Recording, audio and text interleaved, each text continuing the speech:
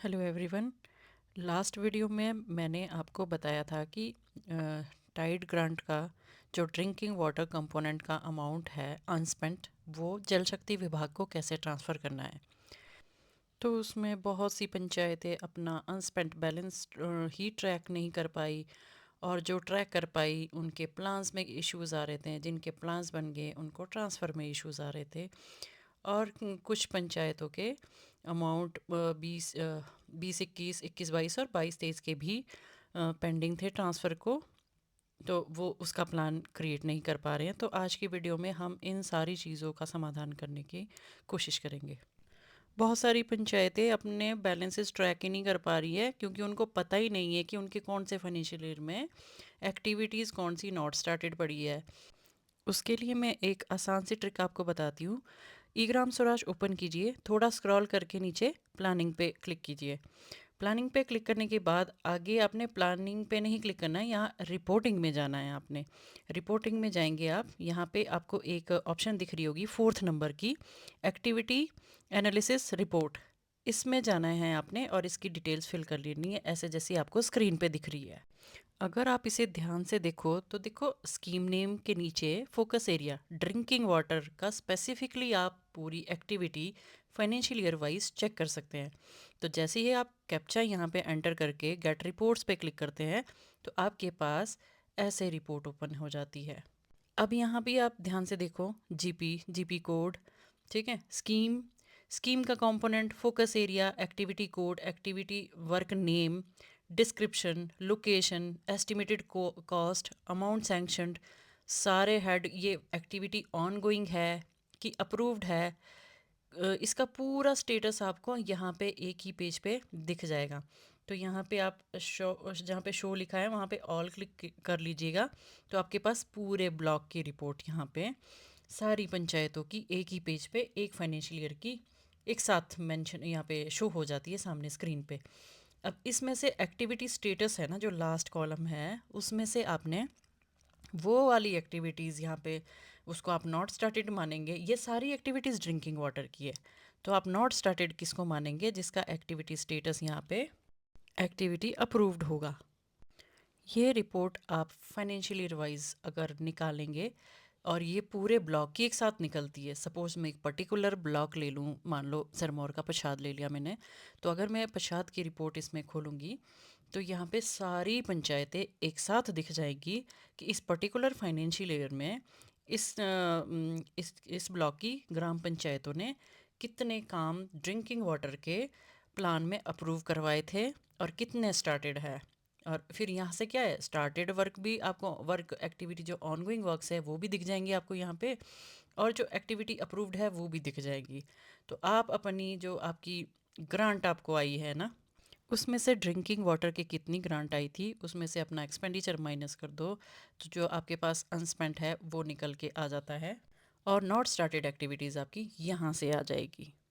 और अगर ये प्लान आपका ड्रिंकिंग वाटर का अकॉर्डिंगली बना हुआ है, जितनी आपको ग्रांट आती है, तो आप देख लीजिए आपकी ये एक्टिविटीज़, जितनी भी एक्टिविटी अप्रूव्ड में पड़ी है ना, ये अनस्पेंट बैलेंस ही है इसका कहीं ना कहीं।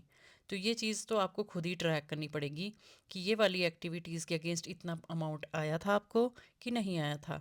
अगर आपको इतना अमाउंट आया है इस पर्टिकुलर फाइनेंशियल ईयर में, जितनी इसमें ड्रिंकिंग वाटर की एक्टिविटीज़ चढ़ी है, ड्रिंकिंग वाटर कंपोनेंट का अगर उतना अमाउंट आपको आया है, तो आपकी ये सारा जो जितना भी एक्टिविटी में बैलेंस है इसमें शो हो रहा है, वो सारा का सारा आपका अनस्पेंट बैलेंस है, जो एक्टिविटीज़ में अप्रूव्ड दिखा रहा है स्टेटस जिनका।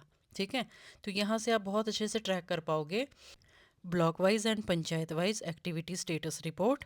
ये सब करने के बाद अब आप आ जाओ कि ये एक्टिविटीज़ अबेंडन कैसे करनी है। ठीक है, तो ई ग्राम स्वराज में आप एडमिन आईडी पे लॉगिन कर लीजिए, और यहाँ मेन्यू बटन से पंचायत डेवलपमेंट प्लान पे क्लिक कर लीजिए। जब आप पंचायत डेवलपमेंट प्लान पे क्लिक कर लेंगे, तो एक्टिविटी पूल में जाके मैनेज एक्टिविटी में जाना है। ये मैंने आपको पहले भी बताया था, अबेंडन के नीचे जो लॉक सा बना है वहाँ से एक्टिविटी अबेंडन कर देनी है। तो यहाँ मैं आपको एक चीज़ ज़रूर बताना चाहूँगी कि एक्टिविटी को अबेंडन करने के दो तरीके हैं। पहला तरीका तो यही है। दूसरा, अगर आप इस एक्टिविटी को ऑनगोइंग कर चुके हैं, तो आपने प्रोग्रेस रिपोर्टिंग में जाना है। तो प्रोग्रेस रिपोर्टिंग ओपन करने के बाद आपके पास ऐसे ही खुलता है, चेंज एक्टिविटी स्टेटस, जहाँ से आप वर्क एक्टिविटी ऑनगोइंग करते हैं वहीं से अबेंडन भी होगी। जैसे चेंज एक्टिविटी स्टेटस पे क्लिक करते हैं तो आपके पास देखो ऑनगोइंग, कंप्लीटेड और अबेंडन शो हो रहा है। तो यहाँ से अबेंडन पर क्लिक करके डेट डाल दो और इस केस में आपको आपके मोबाइल नंबर पे ओटीपी आता है। जैसे ही आप ओटीपी डालेंगे तो ये एक्टिविटी आपकी अबेंडन हो जाएगी। मोबाइल नंबर वही रहेगा जो आपने अपनी एडीएम वाले लॉगिन में प्रोफाइल में डाला होगा। यहाँ आपको एक चीज़ पे ध्यान देना है कि जिस एक्टिविटी में आप एक्सपेंडिचर कर चुके हैं ना, वो वाली एक्टिविटी यहाँ से अबेंडन नहीं करनी है, ठीक है। ये सिर्फ वही जिनको आप एएस और टीएस दे चुके हैं और उनका स्टेटस ऑन गोइंग कर चुके हैं। अब इसके बाद आ जाओ कि प्लान कैसे बनाना है, ठीक है। तो हमारे पास 20-21 से लेके 25-26 तक ड्रिंकिंग वाटर कंपोनेंट का जो अनस्पेंट अमाउंट है नॉट स्टार्टेड वर्क्स का, उनके लिए हमारे पास 20-21 से लेके 25-26 तक का ऑप्शन है। अब यहाँ पे 20-21, 21-22 और 22-23 का जो सप्लीमेंट्री प्लान है वो मिनिस्ट्री ऑफ पंचायती राज ने स्टॉप कर रखा है। तो अगर आपको इस टाइम इन फाइनेंशियल ईयर में प्लान बनाने हैं, सप्लीमेंट्री प्लान बनाने हैं, तो आपको सबसे पहले निर्णय पोर्टल पर सप्लीमेंट्री ग्राम सभा शेड्यूल करनी पड़ेगी। निर्णय पोर्टल पर ग्राम सभा कैसे शेड्यूल करते हैं, इसकी बहुत सारी वीडियोस यूट्यूब पे ऑलरेडी अपलोडेड है। आपको बस इतना ध्यान रखना है कि जब आप ग्राम सभा शेड्यूल करते हैं तो वहाँ पे कैटेगरी जो चूज़ करने को आती है ना, वो आपने स्पेशली यही करनी है, सप्लीमेंट्री प्लान फॉर डिस्कशन। कुछ और चूज़ नहीं करना है, ये बहुत ज़रूरी पॉइंट है। और दूसरा पॉइंट है, मीटिंग नोटिस अपलोड करना ज़रूरी है और ग्राम सभा का रेजोल्यूशन अपलोड करना ज़रूरी है। निर्णय पोर्टल पर आप प्री ग्राम सभा और पोस्ट ग्राम सभा टास्क पूरे कर लें। और हाँ, एक बात का आपने ध्यान देना है कि जैसे आपने तीनों फाइनेंशियल ईयर ओपन करवाने हैं ना, 20-21, 21-22 या 22-23, तो आपको 3 ग्राम सभाएं शेड्यूल करनी होगी सप्लीमेंट्री के लिए, सेम टॉपिक पे, सप्लीमेंट्री प्लान फॉर डिस्कशन पर।